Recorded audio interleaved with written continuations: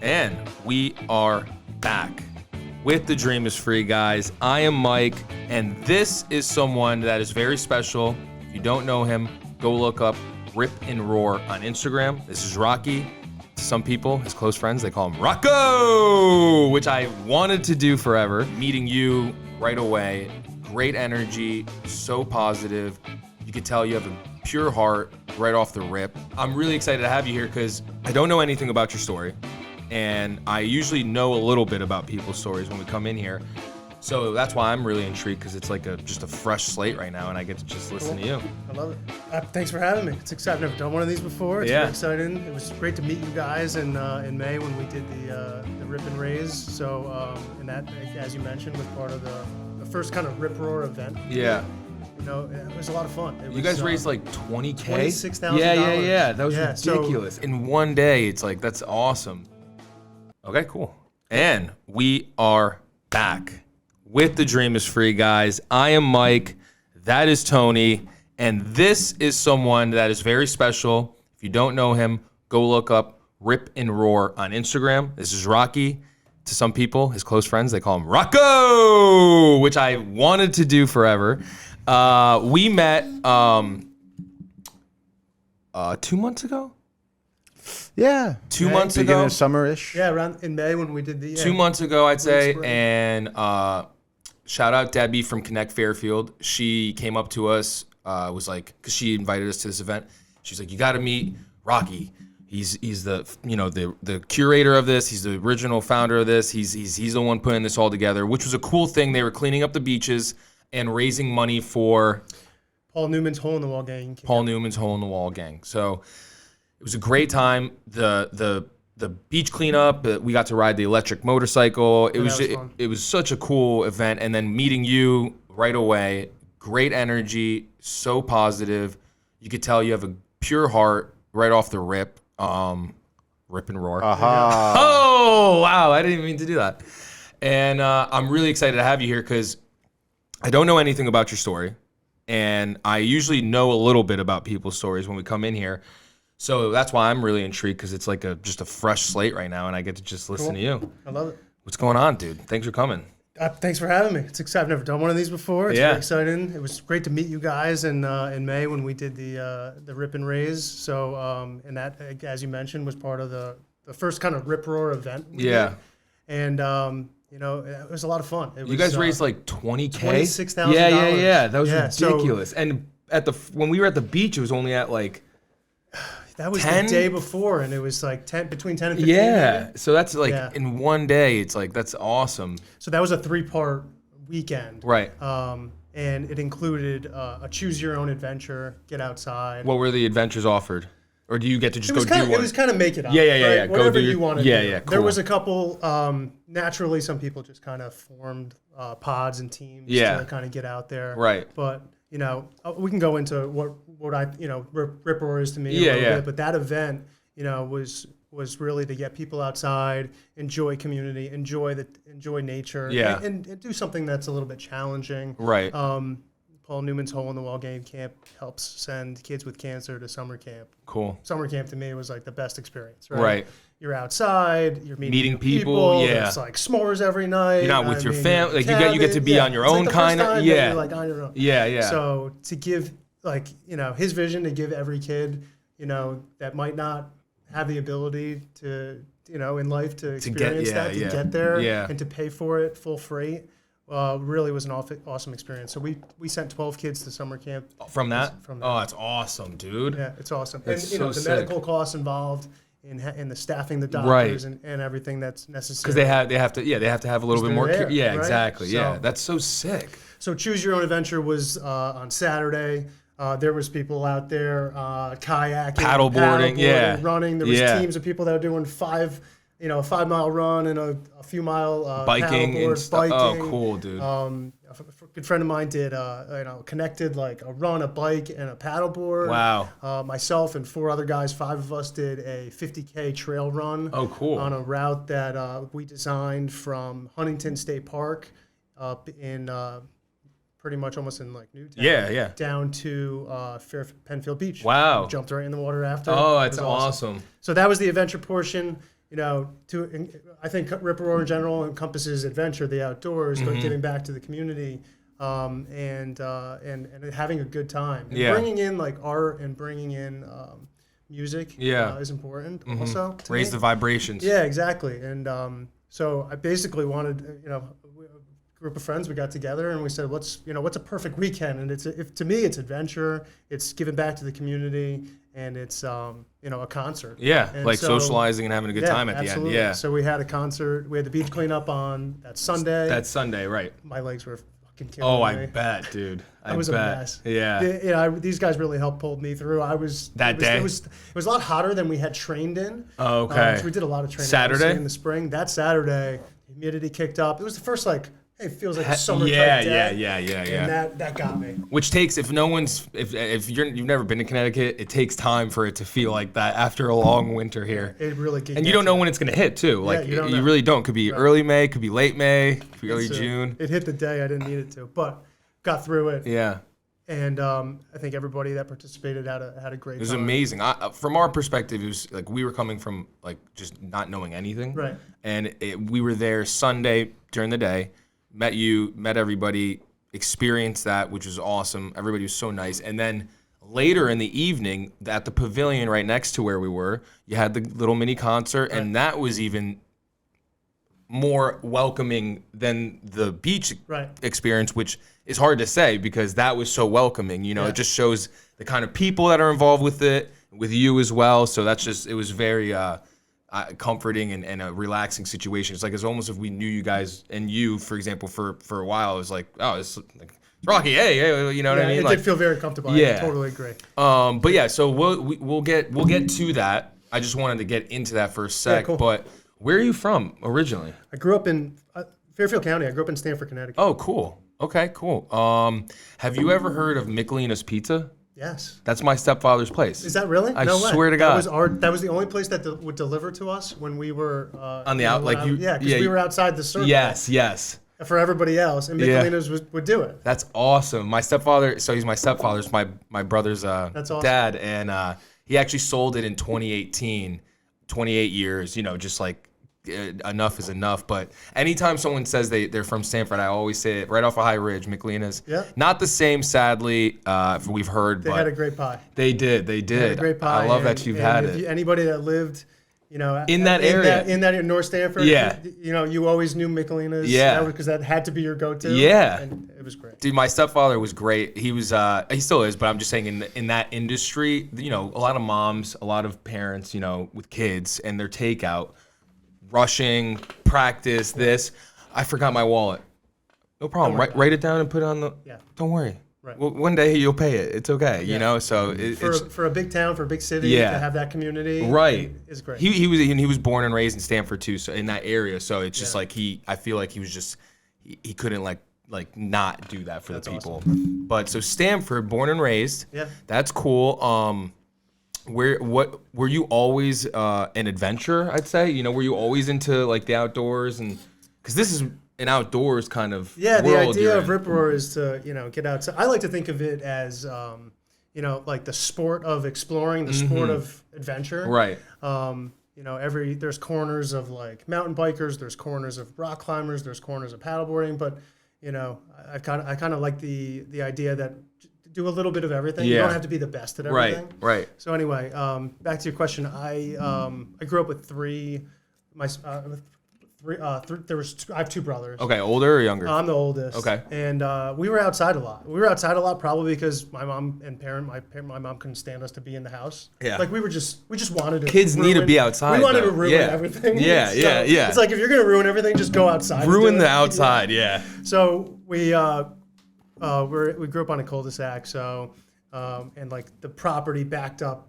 The way that the street was, like we had this like backyard where 5 other backyards. We're like all connected. We're all kind of connected. Yeah. So all the neighbors at the time, it was a great place to grow up. Right. And we were always outside. So in the winters we're breaking ice and falling into ponds. Yeah, making forts and stuff. Making forts. We're playing flashlight tag. We're outside all the time. So I have to think that a lot of it all, this all came natural to me because because just I like to be outside. I like to just explore something. Yeah, new. it's a part of your past. Like literally, it's a part of who you are. I feel like, if that's the case. Yeah, you know? I definitely think so. So where'd you go to school? Like, let's say high school and college. So Trinity Catholic High School. Oh, nice, cool. Yeah, great. So small school. Great basketball great sports. program. Yeah, we had a great basketball program. Yeah. While I was there.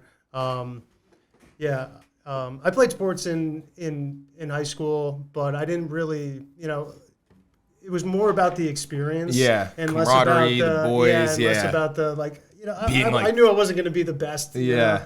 And it was just fun to be out there. Yeah. And so I played baseball, football, and golf a little bit, Nice. which was kind of surprising because you don't play golf at all now. It's a time suck. Yeah, I love the game. it is. I mean, obviously, it's a love-hate game. Yeah. So I love getting out there and I love the experience of with golf. the boys. I love playing with the boys. Right? Yeah. The golf trip is it's fun. Yeah. But it takes a lot of time. Mm-hmm. Two kids at home now. But Trinity Catholic High School. And then I went to college in Hamden at Quinnipiac University. Oh, cool. So that wasn't too far outside, New Haven County. I feel like I did something similar. I did UB and Sacred Heart, and I feel like these state schools, when you're here, it's like it's just far enough. It was just far enough. And you feel like you're not Yeah. in Connecticut even. Exactly. You know what I mean? It was new to me. So if it's new to me and it's still close to home, I'm far enough away from home at the time that I need to If you need to go back, I could just drive back real quick. And then, throw the laundry in the back. And Exactly. So, that was it. Yeah. What'd you go to school for? So I studied business, I studied accounting, got into the workforce, and I hated it. I didn't like accounting. I didn't hate it, but it was a good structural background to have if you're gonna, you guys are in business, right? Right. You have to understand business. So to me, the accounting aspect of business was interesting to know, but I realized later that I didn't want to practice it. Yeah. And so, right. It's good to have the knowledge, but if you just didn't, it's not your world. I want to be able to. I want to be literate in it. Yeah. But I don't want to make it my career. So I did a couple years at a big four accounting firm, Ernst & Young, which was great because, you're coming out of school, you're in you're 21 or whatever, and they're recruiting at the time. They needed to hire a lot of people, so they recruited from local schools to the New York area, to the New York office. Right. They had incoming classes, and so we had over 100 kids, and so they would do we would have orientation. They sent us to Disney World. Wow. It doesn't happen anymore. Yeah. But at the time, that's what was going on. You're like, wow, this is great. This is awesome. Yeah. I mean, we were doing scavenger hunts in New York City. Wow. It was a blast. Cool. We had cocktail, happy hours all the time. Yeah. They were just at parties, and it was a blast. But after after the honeymoon period, right. I was like, I don't know if I really enjoy this. Yeah. And switched gears, got into the more of the banking, trading side of things. Cool. Is that what you do now? Yeah, it's what I do now. Yeah. It's that's my primary job. I love this is so it's kind of it was really like post COVID. This. Where just in general post COVID we all got to take a step back and just say things were quieter. Yeah. Less people were out doing things. The world was on pause. We're on pause. And I think for me, it gave me time to kind of just, what do I like to do? Mm-hmm. And, at the time, 2 kids, daily grind on the train, going to Manhattan every day. And, I might be doing that again, but, doing that was a grind. And stopping that just felt good. Right? Yeah. I was mentioning to you before. I like to draw and color with my kids. It's a great thing to do with them, and so I was doing more of that. I was listening to music more, even though it was live streams and stuff at home. But in hindsight, I think I was able to get in touch with more my creative side, and so that was fun. And one of the main things I was doing was getting outside every day, and because there was nothing else to do. There was nothing to do, and feeling when that first lockdown came, what's happening here, I certainly, it didn't sit well with me that I didn't really, I'm sure a lot of people had this feeling I don't want to rely, I want to be self-reliant. I need to take care of my family. I don't want to rely on the government. Let's be honest. I don't want to rely on the government. I don't want to need to go to this place to tell me this is open, this is closed, this is how you can now enjoy this. Right. Or now it's closed, you can't enjoy your life. Exactly. So I think for me, it was like, all right, I think I need to channel this and find out, where this goes. And I've always been a type of person that wants to figure out why, kind of dig down. Sometimes that'll take you down some rabbit holes. Oh, right? We've all Tony.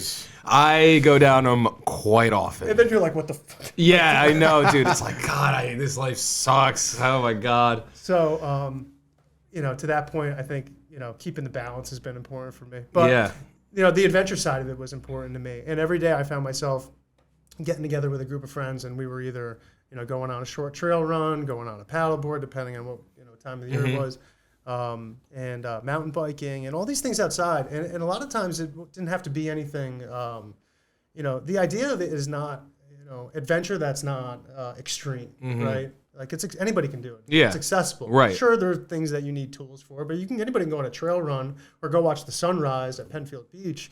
I mean, all you need is shoes. All you need is shoes, right? Yeah. So just, the idea of like, I think I was getting a little caught up in the grind, and part of that routine included going to the gym every morning and going through this routine. But it was lacking something for me. And so going outside and trying to have, just get my heart rate up and just feel Mother Earth.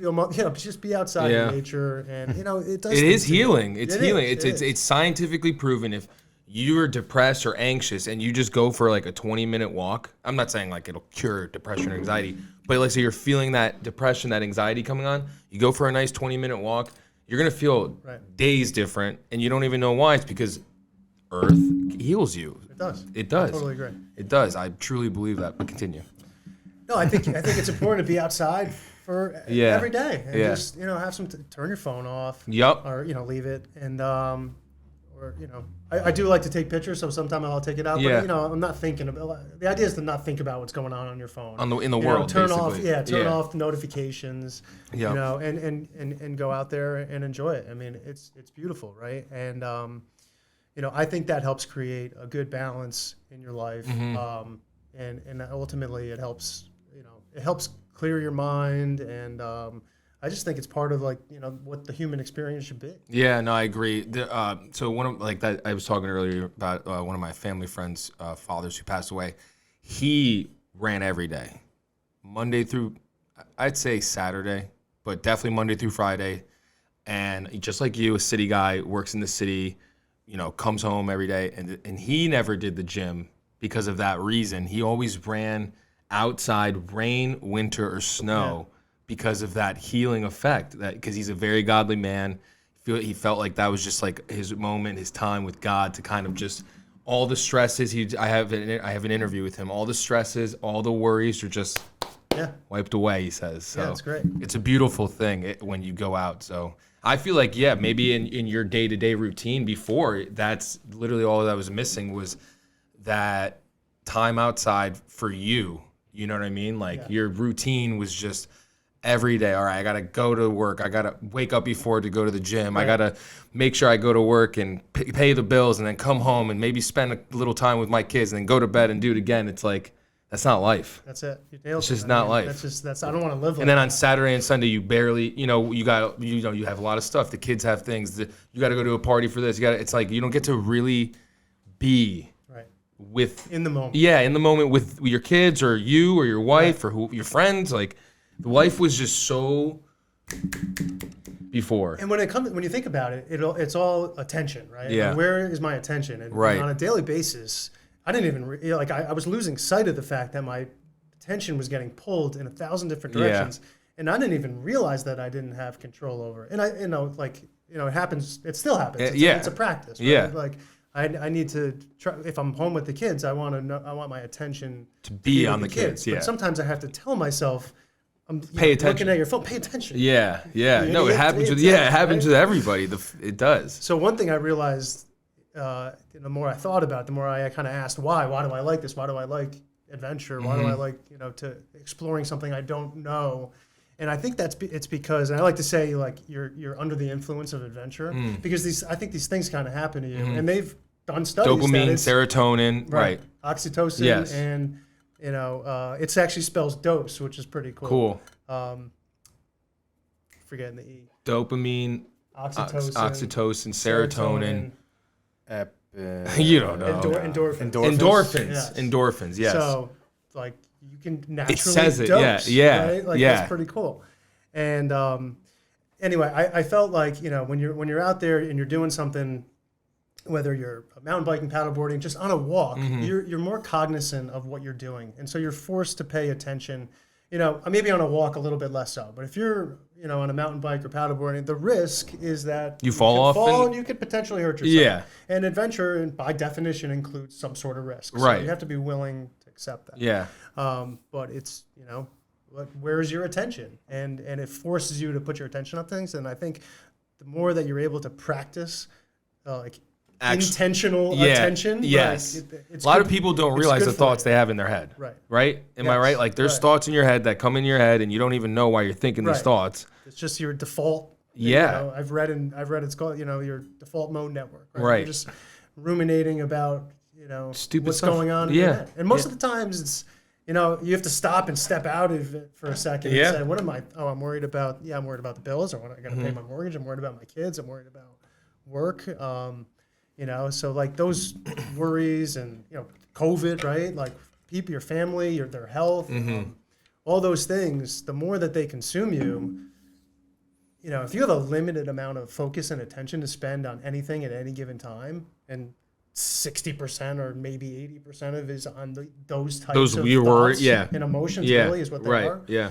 Then it's less that you're spending in, time with your family, whether it's, love, empathy, just being creative, right? That kind of stuff. So to me, adventure and, the sport of adventure, if you will, and not necessarily having to be, the kind of tagline that I like that we use for RipRour is experts of nothing, explorers of everything. And the experts of nothing to me is once you can admit to yourself that you're not an expert at something and you're not trying to be, you can actually enjoy it. Exactly.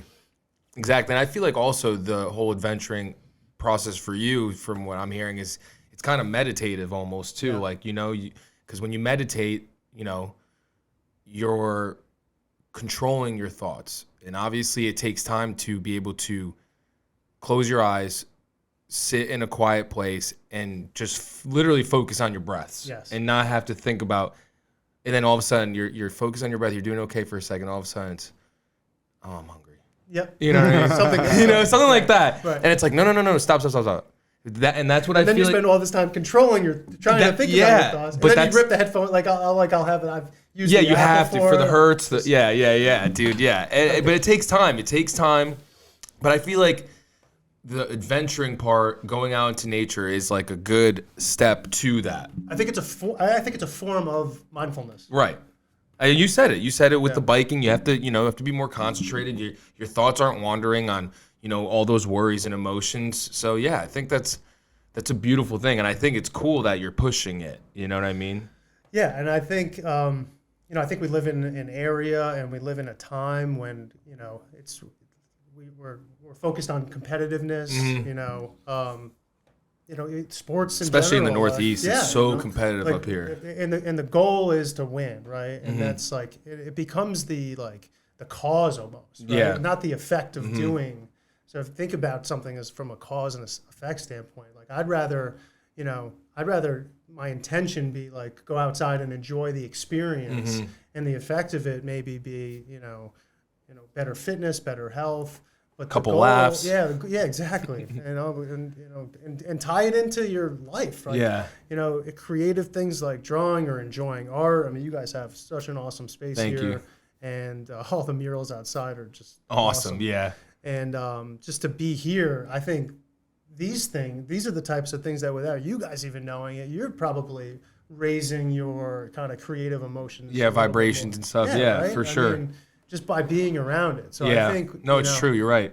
Just seeing it every day. You're saying walking and getting hit with it. It's like, all right, here we go. But you have to put yourself in that place. Right. And so I think there's many aspects to it, but I think the piece that I'm most passionate about is just being outside. Yeah. And doing anything. Like a lot of times I'll wake up, go down to the beach, I'll text some friends, like anybody want to join, and what's the plan? I don't really know what the plan is. You know, maybe just go for a walk. Go for a walk. Maybe it's a run. Yeah. You know, sometimes I'll try to mix in some easy things that I know I'm not going to get, you know, like push-ups and I kind of do a plank for 2 minutes if you can. Like, that's a good challenge. Like no body weight squats too, like just like high interval type training. That kind of stuff when you're doing it on, you know, the jetty at Penfield. Yeah. It's beautiful. Yeah. No one's out there. Yeah, no, it's true. It's like the most beautiful time of the day. I like going out in the morning and like sunrise time. Yeah, no, of course in the winter we did it, and now in the summer we haven't done it at all. But like winter sunrise is pretty though. Yeah, they're beautiful. They're beautiful, but it's funny because you know we go to the Penfield beach and we'd always see this guy, and maybe it's you. I don't know. I don't know if it's you, but he's on the deck, and he'd be, you know. Oh, not on the deck. I know that. I've seen that guy. You've seen that guy, right? Yeah. I'm just like, you know, that is actually he's in flow. A great way to start your day, like sunrise. At the water's healing. Everybody knows that we're made up of 70% of water. Yeah. Be near the water. Yeah, be near the water. Like be outside. Right. Everybody. It you know, to the same idea that you guys walk past this beautiful art every day and don't even realize that it's helping. Yeah. The balance within you. Right. I think it does the same thing. Are you in Fairfield right now? Yeah. Oh, okay, cool. So that makes it easy for you to get there and stuff. All right. So college. You got your degree. You got into the work field. Now you're banking. You kind of remind me of London Real a little bit. Oh yeah. Do you know who he is? I'll put you on to him, dude. Brian Rose. Okay. He was a big time banker. Not big time. So he's the opposite of me. Not a big time. He was a banker like you, and it was before COVID. You know, this is way before COVID. But he kind of just was like, "What am I doing? Like, I'm not happy at all. I've created this image of what I think happiness is in my life, and I'm not. And I'm here, and I'm not." And he completely 180'd his life. Like, quit his job. And I'm not telling you, I'm not saying that's what you're doing, but so can I?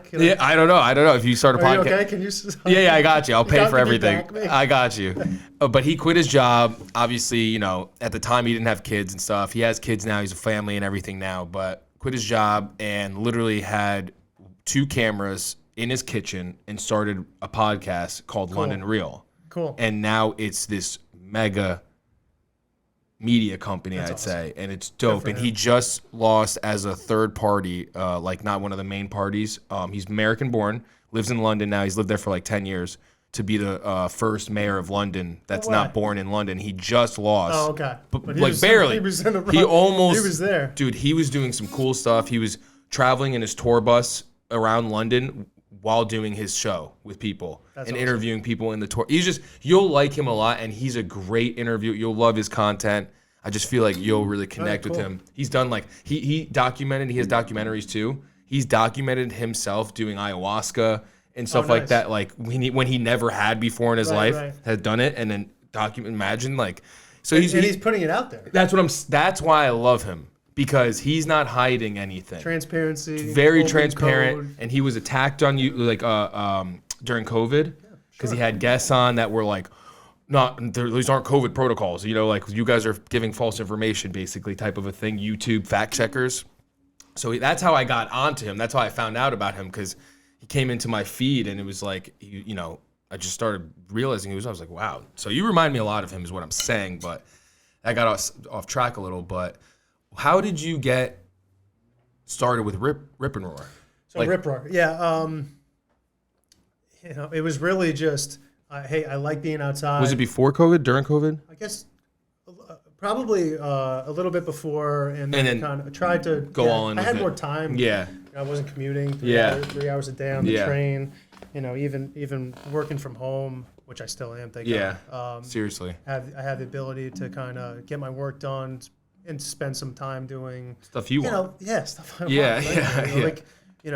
Right? So anyway, it really started with just going out on these adventures with friends, and you know, I loved seeing. I've always enjoyed like photography, and to the point of expert of nothing. I like amateur photography, so I'll try to just use my iPhone and take a picture that I think is cool. And I wanted a place where I could post it. And so really how it started was, okay, well, what's a very easy way to post stuff to people, and just put it on the internet, put it on Instagram. So I started the Instagram account, name RipRour kind of. Yeah, how'd you get that? It kind of came out between, a rip is like kind of like a mini adventure to me, and then roar is spelled R-O-U-R. It's one word, RipRour, R-I-P-R-O-U-R, and that was supposed to be like a play on tour because you're kind of like. If you think about what a tour is, it's just going and experiencing something. So the idea is like, just it kind of rolled off the tongue nicely. So it does. And then, so really just started putting some local pictures up on the internet. And I thought it would be cool to try to make an account that wasn't about, there's tons of adventure accounts on Instagram where you see, the guy or the gal adventuring and, you see them taking selfies. Right. And I didn't want to make it about me. You, yeah. I wanted to make an account and try to build in a community that's about anybody that wants to do this. And, in working with my brother and friends and how to bring this out a little bit more, we came up with the idea of, a fundraiser. And a friend of mine, Bridget Daly, she had reached out to me. At the time, we didn't know each other that well. We were mutual connections. And she was looking she enjoys outdoor adventure too. She completely got the whole idea of this when she saw the Instagram account and said, hey, I've had something affect me in my life, and this organization, Hole in the Wall Game Camp, is pretty near and dear to me, and I'm working on something to try to raise some money with another friend, and would you like to be involved? And it kind of just took off from there. And so, long story short, we went into it a little bit, but we were able to kind of use social media and the fact that people weren't busy, right? So this was May 2021, so we kind of started like thinking about it, marketing it, and marketing, like getting the word out there, and raising donations. The 50K runners raised a ton of money in support for this. And so the idea was, let's do a fundraiser that's not, hey, support me for what I'm doing. Right. But more like, hey, I'm going to run 5 miles, and I donated $100. Right. It's almost like a challenge. Almost. Yeah. Like you can do the same thing. What are you going to do? Go visit a park you've never been to. Aspetuck Land Trust is our local land trust around here in this area, and they own 40 properties that you can go to, including Trout Brook Valley. If you've ever been up there, it's a 1,000-acre property. Wow. That, pretty interestingly, the property was slated back in like 1999, I think, to be a housing development and golf course. Wow. And Paul Newman actually stepped in with support from the town and the state, and obviously Aspetuck Land Trust, and they bought it to preserve it, keep it. Yeah, and so now it's a trail network that's available for anybody to use. We'll go check it out.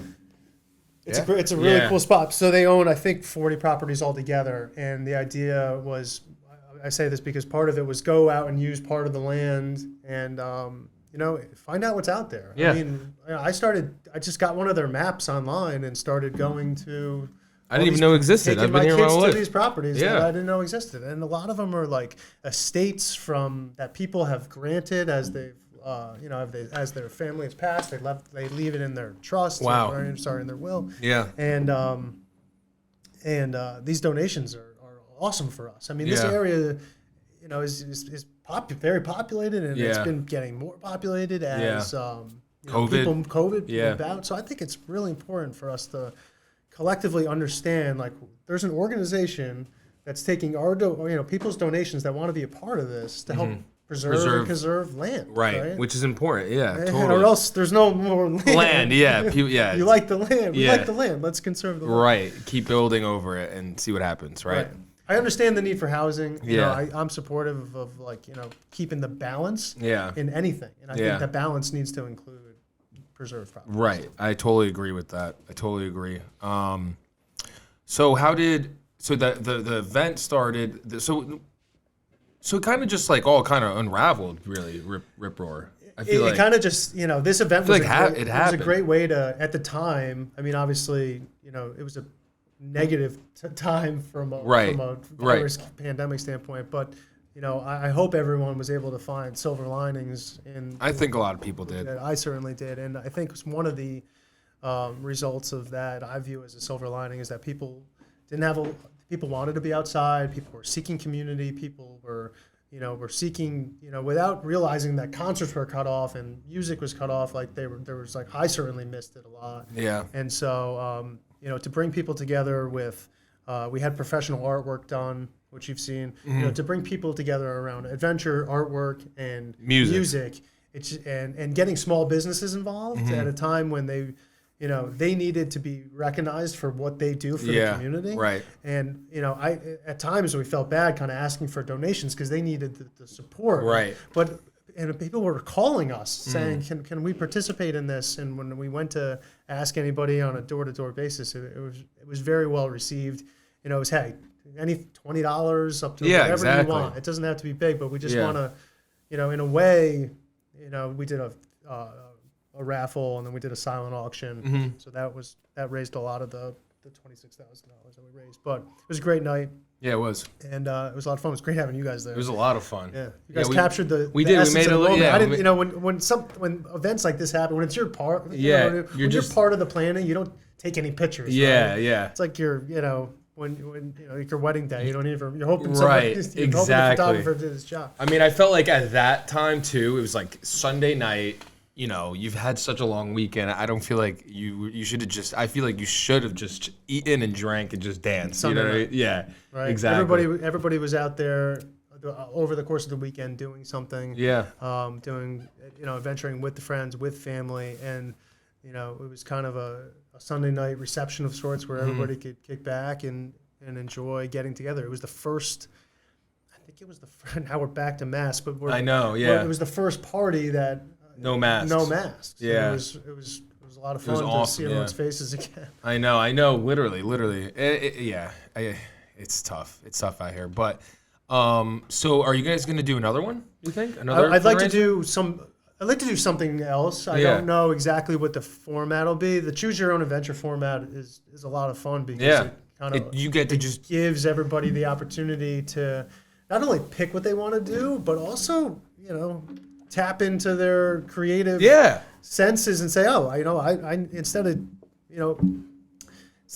saying that, someone's telling me to do this run and it starts here and it finishes here. I have the ability to take my family to this, to do this hike, and we're going to do the planning ourselves. We're going to do a little bit, and it doesn't have to be extreme. It doesn't. We're not talking about a 3-night backpack. The Appalachian Trail. Yeah. We're like just talking about half a day, preparing, some stuff, some things like you would do a day trip to the beach. Yeah. And you prepare your bag and you think about what you might eat, what time lunch is. Like, this is the same idea. But just making a day out of it, but making it a day where, we talked a little bit about like where you're planning, but you don't have a set plan. Because I think it's important to kind of, as much as you can, and it's a practice, but go with the flow. Yeah, and that I know, I agree. That's why, like with this show, we go with the flow. Like, we have certain things we want to talk about, but I don't know where it's going to end up going at the end. I don't know how it's going to. I'm just like at the time we talk about pizza, like for 15 minutes, 20 minutes, literally.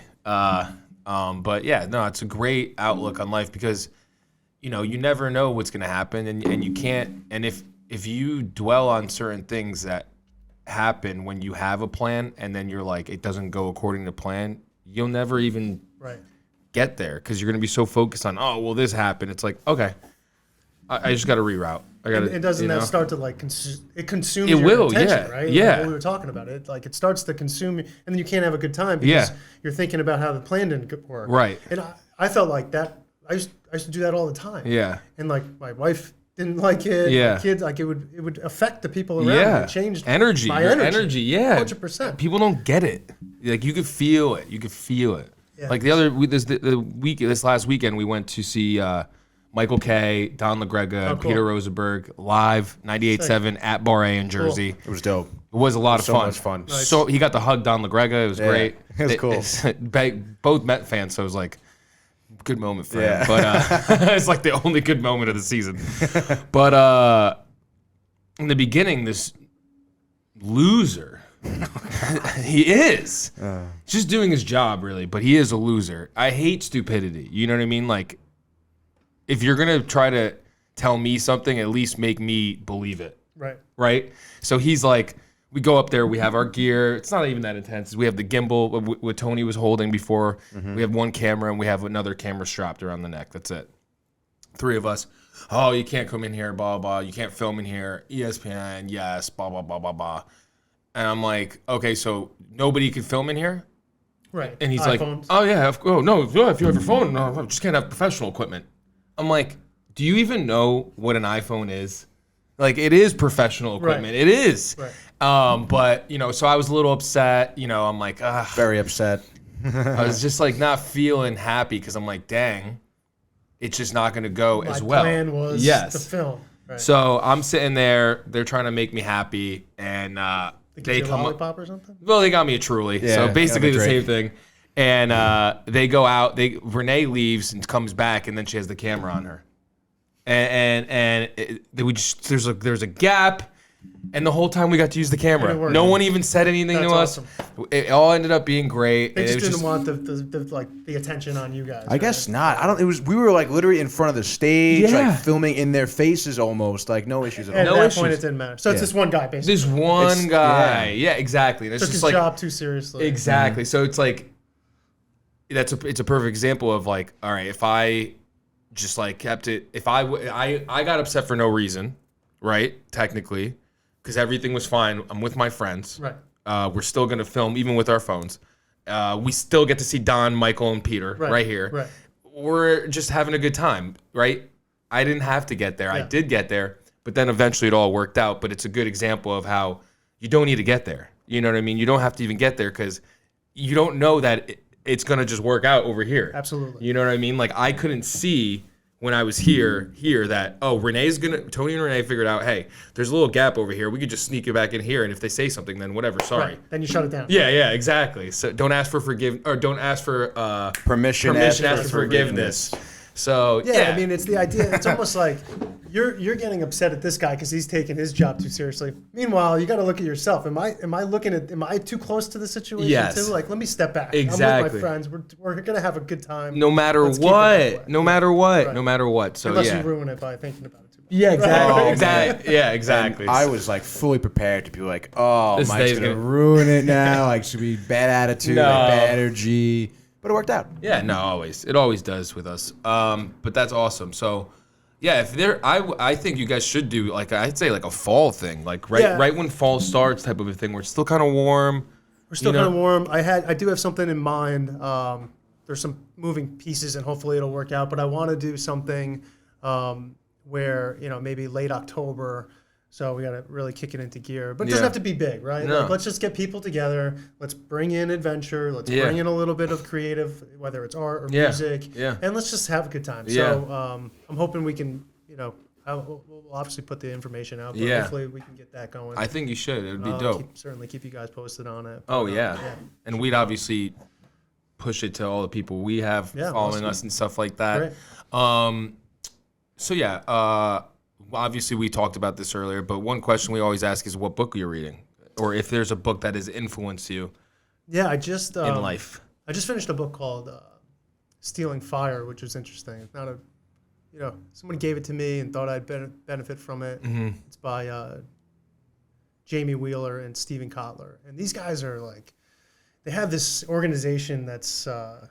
They call themselves neuro hackers, basically life hackers, but trying to understand the science behind the things that we do as humans and kind of breaking down, the human experience into the science behind it. We talked about dopamine, right? Right. And those and serotonin and those things, those pleasure hormones. Yeah. And what releases those, and it's they really go in depth into that kind of stuff, which is we're just given this, and just trying to tie it into what I'm experiencing. What you're experiencing. This is kind of the behind the scenes, basically, right? So the way we were talked about going down the why, almost like the rabbit hole. It's well, why do I like this? Yeah. And so to me, that I learned a lot by reading this book, and so it basically talks about. How the Navy SEALs and Google and large organizations are looking outside of traditional, maybe like training programs, if you will, and investing time into money into basically the mind, right? Yeah. And understanding that our emotions control our feelings, and our feelings control our actions, and and really breaking all that down. And the government has spent a lot of money to implement this stuff. Yeah. In marketing, the Navy, television. Yeah, that, and all also that, like in the Navy SEALs and their training. Google started doing this, and they're talking about what's really happening at Burning Man. And like Google, I guess, recruited one of their executives from Burning Man. So like they're trying to understand, it basically goes into a lot of like tapping into, my interpretation of it is like really trying to tap into those creative emotions and what I like to call them, and really using those as a framework for life, and really opening up our own human capacity to just do more. Higher selves. Yeah. Like a deeper version of ourselves. Yeah, I mean, it comes down to like, just focus, attention, awareness, consciousness, right? Yeah. Like that kind of stuff. So it's pretty cool. Do they talk about the subconscious mind at all? Yeah. Oh, cool. Yeah. Cool. Yeah, I know, not like you said, expert of nothing, adventure of all. Yeah. Experts of nothing, explorers of everything. Explorers of everything. That's what I feel. That's how I am with like that kind of stuff. Yeah, like, it's cool. I mean, it's cool. And then again, you can find your rabbit holes, and you're like, shit, I got to put this down. Yeah. And, definitely. But I think when it's, I want to be able to read a book and say, all right, this is good information, and let me just take it and find the right balance to apply it, right? Because we've seen on social media, the same platform that we all use for whatever purpose we have, is that there's a lot of people out there that are too close to certain situations, and they'll take an extreme view, right? And really believe, I do this sometimes too, but believe that there's only that's one way or the other way. Yeah. Where life's more of a spectrum. Yeah. And we want to maintain a balance. Right? Yeah. And so I mean that. Yeah, I think that's important, and I think any book I read, I want to try to apply that kind of stuff. Right, like apply, gain something from it, not just like a mindless read kind of a thing. Yeah. Right? Yeah, me too. And we've talked about it before. The reason, and everybody that watches The Dream is Free, the reason why we asked that is because The Alchemist, such a great book, guys. If you haven't read it, go read it. You haven't read it. We'll definitely, if you need a copy, you could borrow mine. Appreciate it. And it's just a dope book because it's just all about your divine destiny, omens, things in your life, signs, different things like that. And it's just, overcoming fear and different things like that. It's about a shepherd. It's really good. It's a really good book. So that's why we asked that question. And then the other question we ask is, what's some advice you'd give to a younger you or a young person in general? Yeah, obviously you have kids. Yeah, we're here. What's some advice you'd give to younger people that you wish you kind of had? You know what I mean?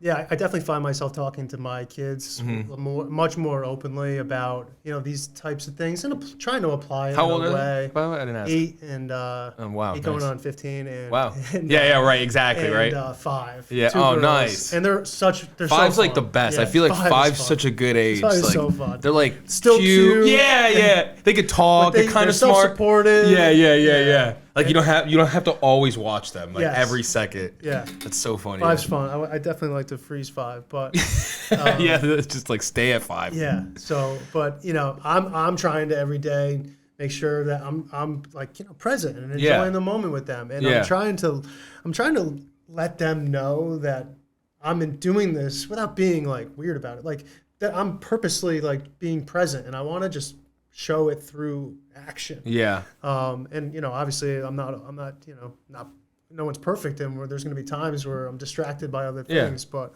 for the majority. Yeah, we talked about you're being controlled by like fear and worry, and deep down, like we all have things, whether it's our subconscious that like are impacted from our childhood. Yes, first 7 years. Yes, dude, I know. And I think it's important that we all take time to explore that stuff, because it helps you understand who you are. Right. And then you don't do it in you don't want to do it in a judgmental way or start blaming your parents. Yes. No. Okay, this is what happened. oh, I get it. Yes.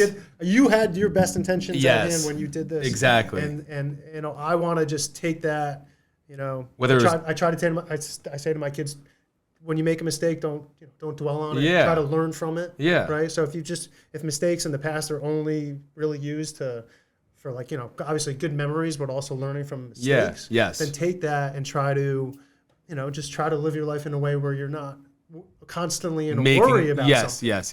Right. Or you're constantly in, you know, in like I use the word fear lightly, not like fear of death, but like just fear of like, every little thing is you can't do it because you're afraid of the repercussions. But if you take the time, I try to let them know that if you take the time to, you know, just stop and think and understand what the risks are and understand what the impacts are, then you should be able to make, you know, good decisions. And you're going to make a mistake. It's okay. You learn from it. Then you kind of continue on. So you know, what's the saying? If you keep making the same mistake over and over, you're crazy. You're an idiot. The definition of crazy is making this, doing the same thing over and over again, expecting a different result. Exactly. So that's I'm just botching every line today. But no, I think that's great, and it's good that you understand that the first 7 years, you know, because like you said, you may not always be conscious, you might be distracted or whatever, but for the majority you are there, and you said by actions, you know, they're just processing you. Right. They don't even know it, but they're literally processing you and then building the foundation of how they're going to act when they're 22. It's amazing. It's ridiculous. I know. And, you know, people don't, and then, you know, like you said, don't judge, you know, things that have happened in those first 7 years because they happened. One, nothing you can do. Two, your parents or whoever aren't the same people, right? That's a different person. We all evolve. Exactly. And if you don't, something is very wrong there, Tony. Just joking. Just joking. And and then, you know, you look at those situations and if they are negative, you break them. Right. You know, you break them through Hertz frequency music, guys. I'm just giving you some tidbits. Hertz frequency music. Affirmations are a big one, morning and night. I'd recommend. You could even fall asleep to them, and they will do wonders for you. You know, even if something as simple as like, you know, I am happy and grateful for this. Just something like that. That's a good one. Going out on a RipRour. Yeah, going out on a RipRour. You know what I mean? And then being conscious in that moment, like, this is freaking awesome. And I'm on the bike. I'm like, Rocky and Tony. You know what I mean? Exactly. And you're going to make mistakes. I'm going to fall. Yeah, I've had a few crashes this year. Yeah. But you know, when and I say that because, you know, we're supposed to understand what the risks are. Yeah. And it doesn't have to be extreme, right? Like it can be just a gentle bike ride and you enjoy the scenery. But at least you know that you're like, at least the intention when you're doing it on purpose is to spend time outside. Okay, this is the purpose of what I'm doing. Right. This is what I'm hoping to get out of it. I know. It's crazy because I was just thinking that when you were saying that, it's like, I feel like there's so many people, like, for example, that'll go do that. And then like they'll plan to do it and then they'll be there. And then the whole time they're thinking about something else, you know what I mean? Yeah. Like something over there, something in the real world, something that's like, it's like, just be here right now. Right. And then you'll feel a lot better. Right. It's hard to do. Yeah, right? It is. It's hard. And so that's why, to me, if you can get the right amount of like risk, you know, which is like a fear of getting hurt. Right. If you could dial in the fear versus the enjoyment like aspect or emotions of it. Yeah. And you know, that's really the practice or the mindfulness practice of it in that sense. And I think it's great. I mean, I've put it up on like the website and stuff. I try to use like an approach to adventure that I think is also applicable to just life in general. That's, you know, plan and prepare, execute and adapt, and leave no trace. And plan and prepare is, you need to understand what you're getting yourself into, you know, whether it's, and then bigger picture is just health and general fitness if you're going out on an adventure, but whatever makes you feel good, right? And then, you know, execute and adapt is actually go out and do it. You know, if you think about the idea of set and setting, like get your mindset right. Are you in the right setting to do this? And adapt is obviously important because that's when something's going to come at you that you didn't. It's not going to be part of the plan. Yeah. And if you can try to your best to go with the flow, then that's necessary. Yeah. And then the leave no traces. Obviously, we're obviously trying to take care of this planet. Yeah, Earth. Things that we can't create. I think we have to think about it like that. If we can't create Earth and science can't do that, then we need to take care of it. Yeah, I know. So that it's as simple as that. And then also just the idea of generally just responsibility. Like when you have action, your actions will have implications. Right. You need to own that. You know? Whether positive or negative. Positive, yeah. Because you can't be like, you can't be like, I went out, got drunk, but that wasn't me. Like, Oh, yeah, I hit two cars. Yeah, it doesn't matter. It's like, oh no, it wasn't me. You need to own it. Yeah. So, I'm trying to instill in my kids, like if you do something, you don't get to blame it on someone else. Mm-hmm. You have to own it. Mm-hmm. And whether it's good or bad, you should own the good and you should own the bad. Yeah, I agree. Do you have anything else, Tony? I feel like that's a good place to leave off on. I'd say it's a great place to leave off on. Do you have anything else? Yeah. I think we covered it all. Dude, thanks, bro. This is awesome. This was amazing. Guys, go follow him, RipRour, on Instagram. We love you guys. Continue to like, comment, and subscribe. As Tony says, you are our bloodline. Thank you. Adios. Hey guys, Tony here from Downtime TV checking in. I want to thank all our fans out there who's been liking, subscribing, sharing our content. You guys are the best. You guys are our bloodline. You make us love what we do. Thanks again.